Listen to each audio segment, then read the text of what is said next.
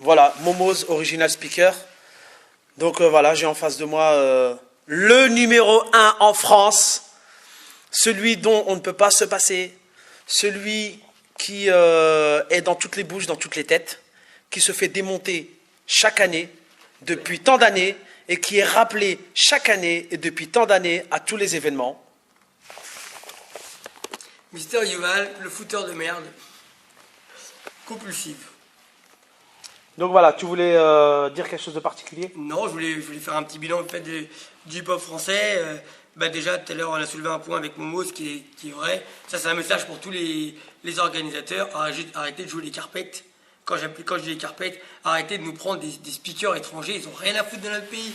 On est chez nous, on est en France. C'est les prestataires français qui doivent être speakers en France. Il n'y a pas de speakers étrangers. Il n'y a pas de speakers français à l'étranger. Ils veulent pas de nous, ils s'en battent les couilles de notre gueule. Nous, la France, c'est une chatte ouverte. Tout le monde vient chez nous et les mecs, ils ne nous reconnaissent pas. Quand on voit, pour vous donner un exemple tout con, IBE cette année, genre la France, on est un des 3 pays au monde qui fait le plus, qui a une actualité débordante et qui est en termes de visibilité où tout le monde se jette dessus dès qu'il y a des grosses vidéos, puisqu'on a pas mal de b-boys français qui font la une, et on est obligé de se coltiner des Russes, des Ukrainiens, des Portugais, j'aime bien Gaëtan, mais bon, moi je pense qu'on doit avoir notre propre équipe française, parce que chez nous on a des b-boys français qui mettraient carrément la dragée haute à n'importe quel pays dans le monde. Ça c'est la première des choses. Deuxièmement, je parlais des intervenants. Je trouve franchement que quand je vois OBC One cette année qui prennent un Américain, mais ils n'ont pas à prendre un Américain. On est dans notre pays. Je ne comprends pas qu'il y en a qui baissent leur culotte et qu'on laisse passer ce genre de choses. Quand le BC One, quand le Battle of the Year ou n'importe qui, ils viennent de notre territoire, ça doit être même si je trouve que les speakers français ils sont pourris, mais je préfère de loin un speaker français qui est pourri à un étranger. Parce qu'on est dans notre pays. J'ai l'impression qu'on est colonisé en fait en France.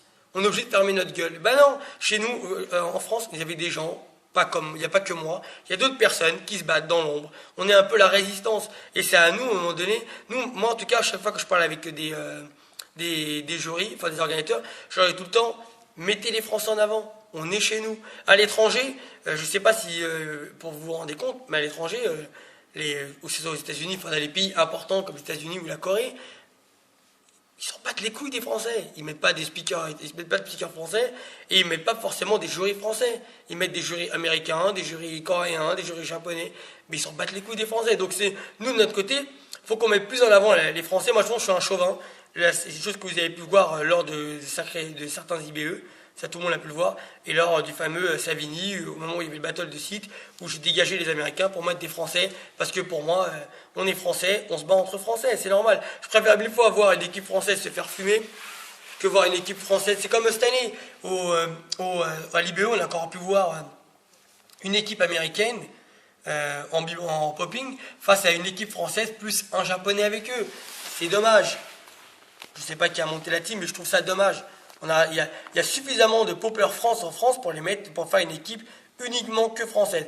Après, bon voilà, pour l'année prochaine, je pense que le tir il sera réajusté. Mais je veux dire, on n'a pas besoin d'une autre nation, quelle qu'elle soit, pour valoriser notre territoire. En France, on a des gens qui sont suffisamment forts pour créer l'actualité, pour mettre des gens en avant. Après, c'est con, j'ai l'impression qu'on nourrit les autres peuples et que le nôtre, finalement, on le laisse en dérision. Alors, c'est chez nous que tout se passe. Il y a un mot qui convient très bien à la France, on appelle ça la French Touch. Ça veut dire qu'on a nos mœurs. Moi, je danse depuis 82. J'ai pas attendu que des Américains viennent de l'autre pays pour me dire comment fallait danser ou comment fallait construire ceci ou comment fallait faire cela. Je veux dire, on s'est construit, nous, moi et pas mal de monde, à une certaine époque, et on n'avait aucune personne pour nous aider, nous accompagner, ou nous faire comprendre dans quelle direction fallait aller pour avoir la vérité. Je veux dire, et en tout cas, la disquette des Foundations, moi, je l'ai pas avalée. Et je pense à un moment donné que on a notre vision, la France, elle a des mœurs qui sont à part.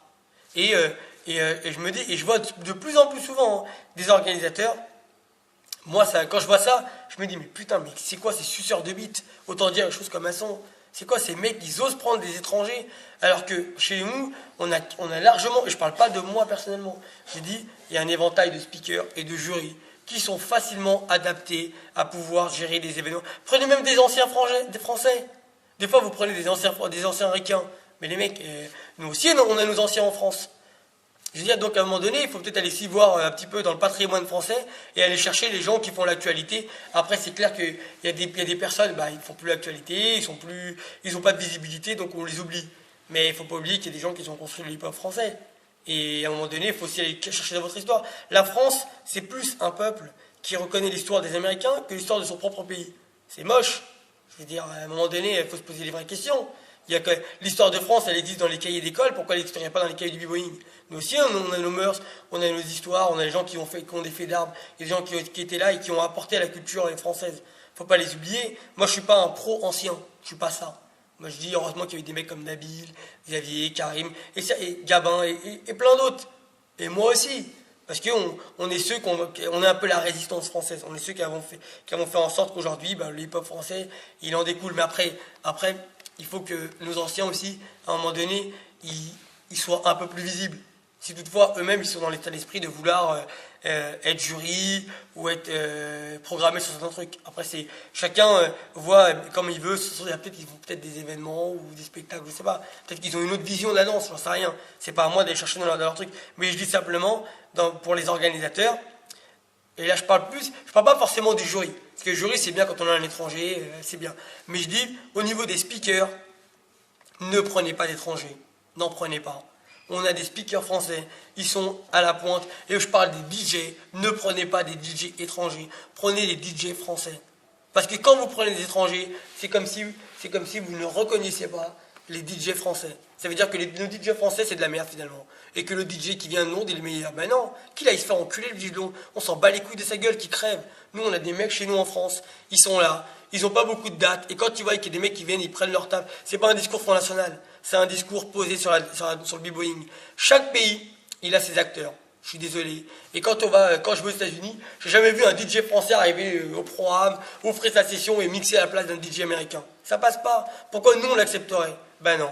À un moment donné, on donne trop de pouvoir aux étrangers et pas assez aux nôtres. Et chez nous, il y a des mecs, c'est des acteurs, moi comme pas mal d'autres, qui eux aujourd'hui sont au devant de la scène, qui créent l'actualité, qui créent des choses. Et puis c'est ces gens-là qu'il faut mettre en avant parce que quelque part on nourrit la culture hip-hop. Après, moi maintenant, bon, c'est mon interview donc je vais parler plus de mon cas. Il y a beaucoup de gens qui très souvent ils me mettent, je suis le mouton noir du hip-hop. Parce que très souvent c'est moi qui apporte en fait, très souvent, dès qu'il y a un souci, on me met tout sur le dos. Pourquoi? Parce que je suis un peu le visage français, je suis dans toutes les vidéos, je suis celui qui crée les 1000%, je suis celui qui crée l'actualité, celui qui donne les polémiques et qui donne les bonnes et les mauvaises news. Mais en même temps, je pense que je ne représente pas Bibble World, moi je représente 1000%, un site qui est français, un site qui doit mettre la France en avant, un site qui doit mettre les acteurs en avant. Je suis un espèce de label un petit peu indépendant, tu vois, je suis un petit peu, voilà, moi je me vois comme ça, je me vois comme le petit épicier, Sidi Ibrahim, qui se bat contre les Carrefour, Auchan et compagnie. Mais en tout cas, qui est à n'importe quelle heure, qui est ouvert tout le temps, et chez qui tu peux trouver tes produits, tu vois. Tu vois, quand Auchan c'est fini à 22h, bah moi je suis un peu l'épicier robeux, qui est ouvert jusqu'à 5h du matin, qui est toujours là, tu vois, pour celui qui a besoin. Donc, ce que j'essaie d'expliquer, c'est que il y a forcément des gros événements, en tout cas on en a envie, mais moi je suis celui qui crée les événements à la Défense pour mettre en avant les b-boys français qui ne sont pas forcément connus, que personne ne regarde, et à travers mes petits événements, peut-être qu'ils sont mes petits événements à Défense, peut-être qu'ils sont pétés pour beaucoup de gens, mais en tout cas c'est les événements qui tout au long de l'année nourrissent le hip-hop français. Si on regarde bien la Défense, parce que c'est moi qui l'ai créé la Défense, parce qu'avant la Défense il y avait 5 personnes, tu vois pas, ils se battaient en duel. C'est moi un jour d'ailleurs c'est moi qui faisais Léal aussi à l'époque, mais bon on s'en fout. Mais c'est moi qui ai créé la Défense, c'est moi qui ai décidé un jour que la Défense ça serait le lieu mythique de la culture hip-hop. En tout cas, c'est le seul lieu dans le monde où vous avez plus de 10 événements réguliers tout au long de l'année, et au bout d'un moment c'est devenu un petit peu, c'est une expression qui peut être péjorative, mais bon, qui peut être la mecque de la culture hip-hop. Et quand je dis ça, c'est pas péjoratif, c'est parce que c'est une expression que j'ai souvent entendue, parce qu'on le disait pour Châtelet. Donc là, je le réitère pour la Défense. Et c'est vrai que dans chaque événement, moi en tant que speaker, je vais parler en tant que speaker, moi je m'entends très très bien avec Momos pour info. Voilà, on est dans le même état d'esprit. C'est un des rares speakers avec qui, si je fais une action, bah, il va me suivre derrière, parce que c'est un danseur. Voilà. On a souvent des speakers, je travaille souvent avec des speakers qui ne sont pas impliqués par la culture hip-hop, ou alors à un moment donné, quand ils peuvent créer une action, où de leur part il n'y aura pas la réaction parce que ils sont timorés, c'est pas leur état d'esprit, ils sont pas impliqués par la culture hip-hop. Et à un moment donné, moi je me dis, un événement, c'est un jeu d'échecs. Moi, je suis celui qui avance des pions. Et à un moment donné, je peux faire un échec et mat. Mais c'est à moi de savoir avancer les pions. Maintenant, je me dis, dans chaque événement, il y a une organisation. Et dans l'organisation, il y a des prestataires de services, notamment des danseurs qui vont venir. Moi, je connais toutes les polémiques. Je sais qui n'aime pas qui. Ben, je me dis, en tant que speaker, après, c'est pas les doléances de tous les organisateurs. Il y a plein d'organisateurs qui au début me briefent, peut-être toi aussi, bon, moi je sais pas, peut-être te briefent, et ils sont là à dire, attends, pour cet événement-là, c'est pas le format adapté pour faire tel ou tel événement. Ça peut se comprendre.